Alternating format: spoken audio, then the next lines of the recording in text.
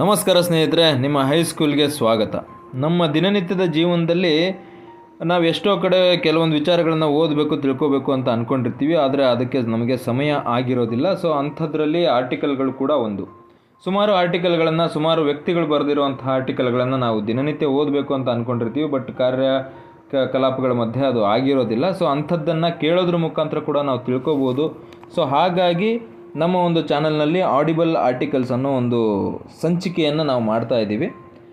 So ಅದರಲ್ಲಿ ಇವತ್ತಿನ ಆ ಒಂದು ಸಂಚಿಕೆಯ ಮುಂದುವರೆದ ಭಾಗವಾಗಿ ಕರ್ನಾಟಕದ ಹೆಸರಾಂತ ಶೈಕ್ಷಣಿಕ ತಜ್ಞರಾಗಿರುವಂತಹ ಡಾಕ್ಟರ್ ಗುರುರಾಜ್ ಕರ್ಜ್ಗಿಯವರ ಒಂದು ಲೇಖನವನ್ನು ಇವತ್ತು ಯಥಾವತ್ತಾಗಿ ತಿಳಿಸುವಂತಹ ಪ್ರಯತ್ನವನ್ನು ನಾನು ಮಾಡ್ತೀನಿ.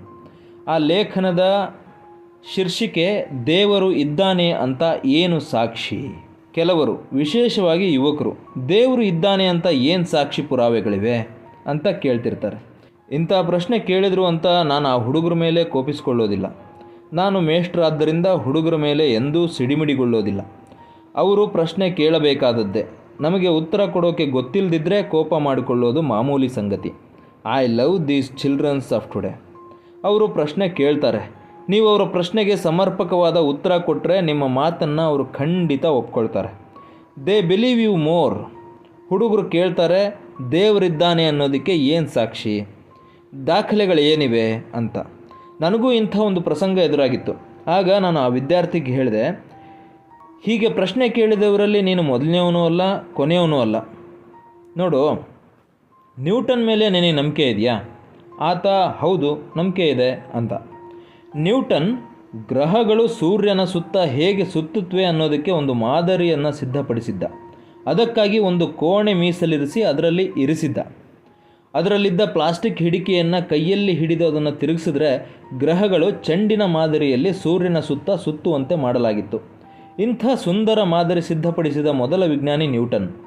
ಆತ ಆ ಮಾದರಿಯನ್ನು ಎಷ್ಟು ಸುಂದರವಾಗಿ ನಿರ್ಮಿಸಿದ್ದ ಅಂದರೆ ಅದನ್ನು ನೋಡೋದಕ್ಕೆ ವಿಶ್ವದೆಲ್ಲೆಡೆಯಿಂದ ಜನರು ಬರ್ತಾಯಿದ್ರಂತೆ. ಭೂಮಿ ಕೇಂದ್ರಿತವಾದ ಪ್ರಪಂಚ ಎಂಬ ಭಾವನೆ ದಟ್ಟವಾಗಿದ್ದ ಆ ದಿನಗಳಲ್ಲಿ ಸೂರ್ಯ ಕೇಂದ್ರಿತ ಪ್ರಪಂಚದ ಮಾದರಿ ಸಾರ್ವತ್ರಿಕ ಕುತೂಹಲದ ವಸ್ತುವಾಗಿತ್ತು. ಸೂರ್ಯ ಸೌರವ್ಯೂಹದ ಕೇಂದ್ರಬಿಂದು ಅಂತ ನಿರೂಪಿಸೋದಕ್ಕೆ ಗೆಲಿಲಿಯೋ ಅದೆಷ್ಟು ಕಷ್ಟಪಟ್ಟಿದ್ದ ಅನ್ನೋದು ನಿಮಗೆಲ್ಲ ತಿಳಿದೇ ಇದೆ.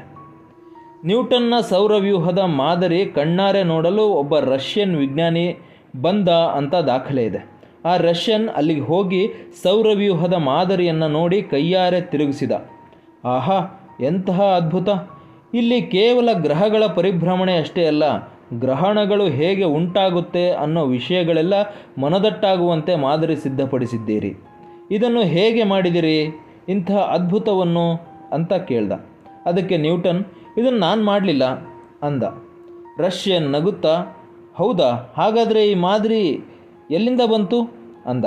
ಗೊತ್ತಿಲ್ಲ, ತನ್ನಷ್ಟಕ್ಕೆ ತಾನೇ ಬಂದಿರಬಹುದು ಅಂದ ನ್ಯೂಟನ್. ಯಾರೂ ಮಾಡದೆ ಅದು ಹೇಗೆ ಬಂತು ಇಲ್ಲಿಗೆ?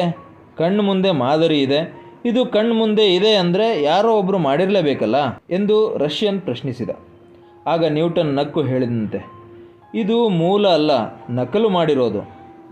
ಮೇಲಿದೆ ಮೂಲ ರಚನೆ ಅಂತ ಸೌರವ್ಯೂಹದ ಕಡೆ ಅಂದರೆ ಬಾಹ್ಯಾಕಾಶದ ಕಡೆ ಕೈ ತೋರಿಸಿದ್ನಂತೆ. ಅಂದರೆ ಇದರಿಂದ ಅರ್ಥ ಆಗೋದೇನು ಅಂದರೆ, ಕಾಪಿ ಮಾಡೋದಕ್ಕೆ ಒಬ್ಬ ಇರಬೇಕು ಅಂದಾದರೆ ಒರಿಜಿನಲ್ ಅನ್ನೋದನ್ನು ಸಿದ್ಧಪಡಿಸೋದಕ್ಕೂ ಒಬ್ಬ ಇರಲೇಬೇಕಲ್ವಾ?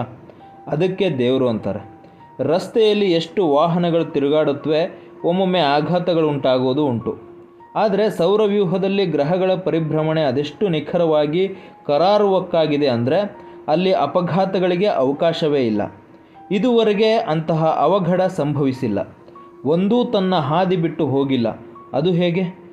ಪಂಚಾಂಗ ಹಿಡಿದ್ರೆ ಇನ್ನೂ 15 ವರ್ಷಕ್ಕೆ ಯಾವ ದಿನ ಎಷ್ಟು ಹೊತ್ತಿಗೆ ಗ್ರಹಣ ಸಂಭವಿಸುತ್ತೆ ಅಂತ ಹೇಳಬಹುದು.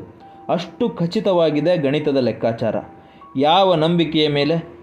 ಗ್ರಹಗಳು ತಮ್ಮ ಹಾದಿ ತಪ್ಪಿಸಿಕೊಳ್ಳೋದಿಲ್ಲ ಎನ್ನುವುದು ದೃಢ ನಂಬಿಕೆಯ ಮೇಲೆ. ಬೆಳಗಾದರೆ ನಾವು ಸೂರ್ಯ ಬಂದ, ಇಂದು ಇಂತಹ ದಿನ ಎನ್ನುತ್ತೇವೆ. ವಾಸ್ತವದಲ್ಲಿ ಅದು ಆ ತಾರೀಖಿನ ಬಿಸಿಲಲ್ಲ. ಇದು ಬೆಳಗ್ಗೆ ನಾವು ಕಾಣುವ ಬಿಸಿಲು ಇವತ್ತಿನದಲ್ಲ. ಅದು ಸೂರ್ಯನನ್ನು ಬಿಟ್ಟು 4 ವರ್ಷಗಳಾದವು. ಈ ನಡುವೆ ಸೂರ್ಯ ಮುಚ್ಚಿ ಹೋಗಿದ್ದರೂ ನಮಗೆ ಗೊತ್ತಾಗೋದಿಲ್ಲ. ಏಕೆಂದರೆ ಆ ಬೆಳಕು ಸೂರ್ಯನಿಂದ ಹೊರಟು 4 ವರ್ಷಗಳಾದವು. ಎಷ್ಟು ಖಚಿತವಾಗಿ ಹೇಳಿದ್ದಾರೆ ನೋಡಿ ನಮ್ಮ ಗಣಿತಜ್ಞರು. 4 ಲೈಟ್ ಇಯರ್ಸ್ ಅಂತ ಕರಿತೀವಿ ಅದನ್ನು. ಇದೆಲ್ಲವೂ ಗಣಿತ ಅಲ್ವಾ? ಅಷ್ಟು ನಿಖರ ಲೆಕ್ಕಾಚಾರ ಅಲ್ವಾ? ಅಷ್ಟು ನಂಬಿಕೆಯ ಮೇಲೆ ನಡೆದಿದೆ ಈ ಜಗತ್ತು. ಅದಕ್ಕೆ ಭಗವಂತ ಇದ್ದಾನೆ ಅಂತ ನಂಬಿದ್ದೀವಿ.